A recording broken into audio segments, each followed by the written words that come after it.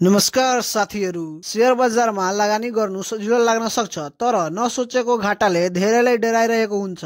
आजको भिडियोमा म तपाईलाई 5 यस्ता सरल तर प्रभावकारी टिप्स दिन्छु जसले तपाईको लगानी सुरक्षित राख्न मद्दत गर्छ।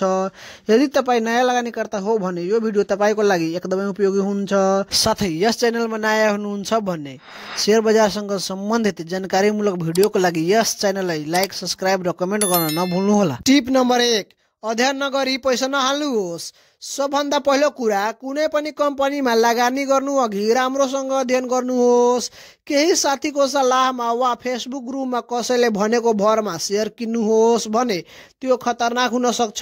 कम्पनीको ब्यालेन्स सिट, अघिल्लो नाफा घाटा, बजारमा कम्पनीको ब्रान्ड भ्यालु आदि बुझ्नुहोस्। ज्ञान बिना लगानी गर्नु भनेको आघात चिम्लेर बाटो हिँड्नु जस्तै हो। टिप नम्बर 2, एकै ठाउँमा सबै पैसा नहाल्नुहोस्।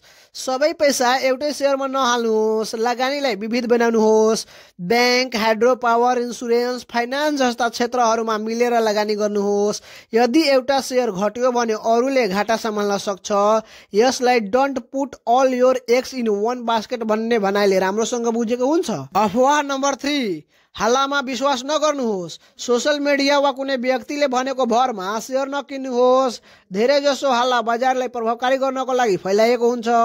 यदि सबैले एकै शेयर किन्न भनिरहेको छन् भने त्यो बेलामा होशियार हुनु पर्दछ। टिप नम्बर 4, लामो अवधिको सोच राख्नुहोस्। शेयर बजारमा छोटो समयको लोभ गर्नु हुँदैन। छोटो अवधिमा शेयर घट्न सक्छ, तर राम्रो कम्पनीमा लगानी गरेमा लामो समयमा राम्रो प्रतिफल आउँछ। मार्केट गिर्यो भने डराउनु हुँदैन। राम्रो मौका ठानेर अध्ययन गरेर थप लगानी गर्नु पर्दछ। टिप नम्बर 5, नियमित लगानी गर्नुहोस्। यो चाहिँ अन्तिम टिप रहेको छ। हरेक महिना थोरै थोरै लगानी गर्ने बानी बसाल्नुहोस्।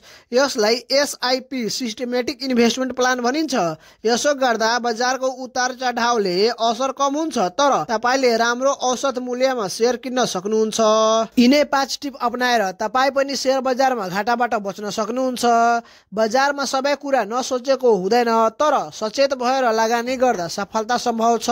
अब पाली एउटा बोनस टिप्सको। यही वैशाख 8 गतेदेखि माइग्रेन्ट वर्करको लागि ट्रेड पावर लिमिटेड कम्पनीको IPO खुलेको छ।